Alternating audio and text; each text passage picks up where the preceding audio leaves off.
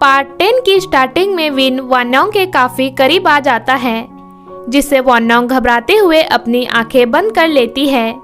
जिसके बाद win smile करते हुए कहता है कि तुमने अपनी आंखें बंद क्यों कर ली? मैंने तो सिर्फ बात लेने जाने के लिए अपनी शर्ट निकाली है।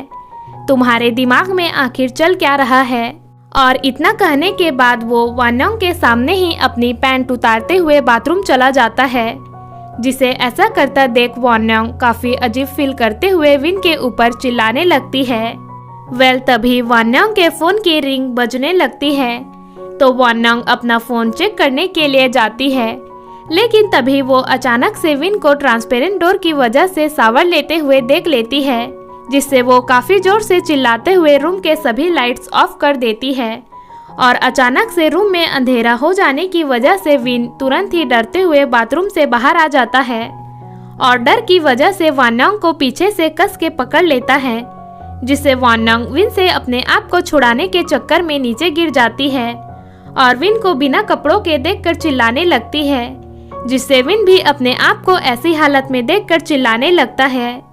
रात में सोने के टाइम दोनों ही जो कुछ भी हुआ उसके लिए ऑकवर्ड फील कर रहे होते हैं, इसीलिए वान्योंग सोफे में सोने चली जाती है, जिसे देखकर विन उससे कहता है कि मुझे अकेले सोने में डर लगता है, इसीलिए तुम्हें भी मेरे साथ बेड में ही सोना पड़ेगा। वैसे भी मैं तो एक गे हूँ, इसीलिए जल्दी से मेरे साथ सोने को आओ, नहीं तो मैं भी तुम्हारे साथ सोफे पर ही सोऊंगा।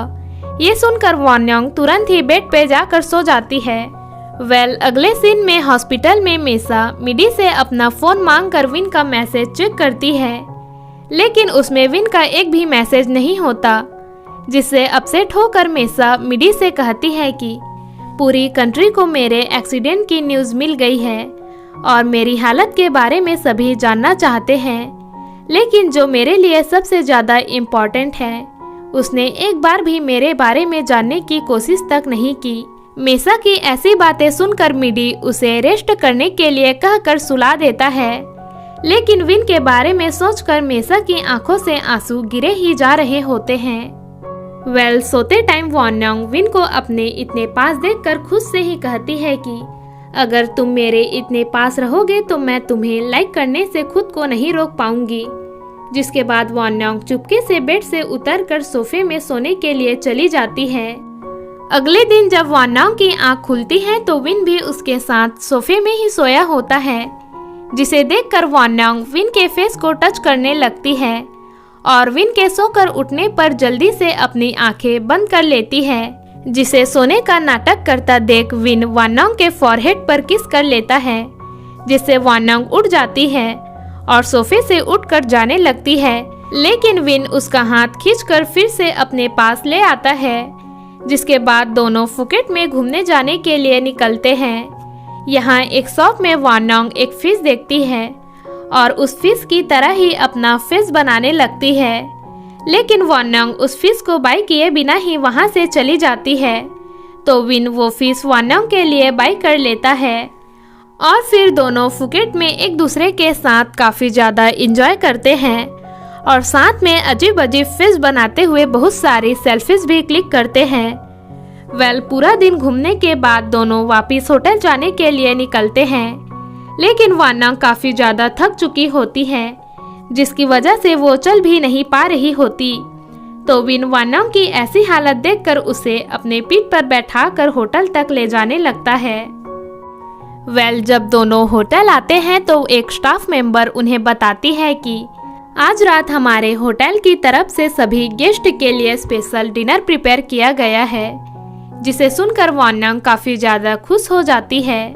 जिसके बाद दोनों रात में समुंदर किनारे कैंडल लाइट डिनर करने के लिए जाते हैं और साथ में एक दूसरे के साथ काफ़ी हैप्पी टाइम स्पेंड करते हैं। यहाँ विन वान्योंग से कहता है कि क्या तुमने कोई ड्रम जैसी आवाज़ सुनी?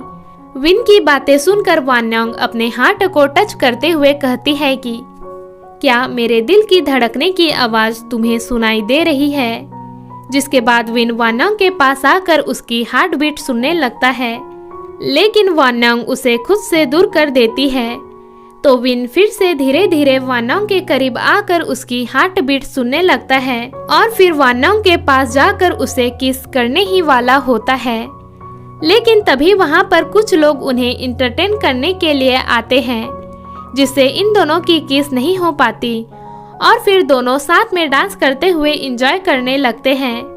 जिसके बाद दोनों साथ में समुंदर का नज़ारा देखते हुए एक दूसरे के साथ काफी हैप्पी फील करते हैं। आगे बढ़ने से पहले अगर आपने हमारे चैनल डिम्पल ड्रामा 2 को सब्सक्राइब नहीं किया है तो जल्दी से सब्सक्राइब करके बेल आइकन को भी प्रेस करो गाइस, ताकि आपको हमारी न्यू वीडियोस की नोटिफिकेशन सबसे पहले मिल सके। और अगर वीडियो पसंद आ रही है तो लाइक, कमेंट और शेयर करना भी मत भूलना। Thank you.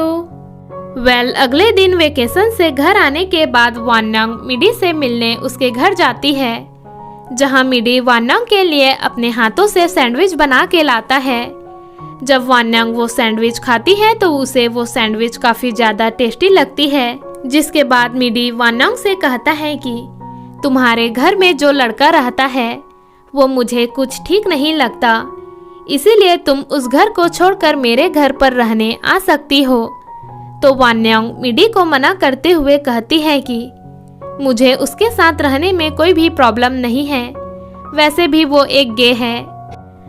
थोड़ी देर बाद में वानोंग वेकेशन की थकावट की वजह से सोफे में ही सो जाती है। तभी मिडी वानोंग के पास आकर उसे देखने लगता है और फिर प्यार से वानोंग के बालों को सहलाते हुए उसे किस करने ही वाला होता है कि तभी वानोंग चौंक कर उठ जाती है। तो मिडी वानोंग से कहता है कि मैं तुम्हें हमारे स्कूल टाइम से लाइक करता हूँ, पर तुम मेरा प्यार एक्सेप्ट ही नहीं करती। मैं ऐसा क्या करूँ कि जिससे तुम भी मुझे लाइक करने लगो। लेकिन वानोंग बिना कुछ कहे ही वहाँ से चली जाती है। अगले सीन में विन फिल्म के डायरेक्टर को कॉल करके उनसे फिल्म में वानोंग के रोल के लिए पूछता है। तो डायरेक्टर विन को बताता है कि हमारे फिल्म के प्रोड्यूसर और कास्टिंग टीम वानोंग का एक्टिंग देखना चाहती है और इसीलिए हमें उसका ऑडिशन लेना होगा, जिसके लिए विन मान जाता है और फिर वो वानोंग के घर आने का वेट करने लगता है। जब वानोंग घर आती है तो वो वानोंग को एक्टिंग की प्रैक्टिस कराने के लिए ले जाता है और फिर उसे फिल्म की स्क्रिप्ट देकर काफ़ी अच्छी तरह से लाइंस बोलकर दिखाता है और फिर वो वानोंग को लाइंस बोलने के लिए कहता है। पहले तो वानोंग लाइंस अच्छे से नहीं बोल पाती, लेकिन बाद में विन उसकी एक्टिंग पास कर देता है, जिससे वानोंग काफ़ी ज़्यादा खुश हो जाती है और वानोंग को खुश देख हर बार की तरह विन भी स्माइल करने लगता है। जिसके बाद विन रूम में आकर उस फिश को वानोंग को देने के लिए एक प्यारा सा नोट लिखता है और फिर किचन में जाकर फिश और नोट को फ्रिज में रख देता है। एंड देन वो वानोंग के रूम के बाहर जाकर उसे अपने लिए डिनर बनाने का ऑर्डर देने लगता है। जब वानोंग किचन में आती है तो विन उससे कहता है कि मुझे अभी फिश खाने का मन है, देखो तो फ्रिज में फिश है या नहीं। जिसके बाद जब वानोंग फ्रिज ओपन करती है तो वहाँ उस फिश और नोट को देखकर काफ़ी खुश हो जाती है और उस फिश के लिए विन को थैंक्स बोलने लगती है। लेकिन विन चुपके से वहाँ से चला जाता है और घर के बाहर आकर वानोंग के बारे में सोचकर काफ़ी स्माइल करने लगता है। और फिर इसी के साथ पार्ट 10 की एंडिंग हो जाती है। तो क्या विन इस बार वानोंग से अपनी फीलिंग्स कन्फेस कर पाएगा, ये देखेंगे हम इस ड्रामे के आने वाले पार्ट्स में।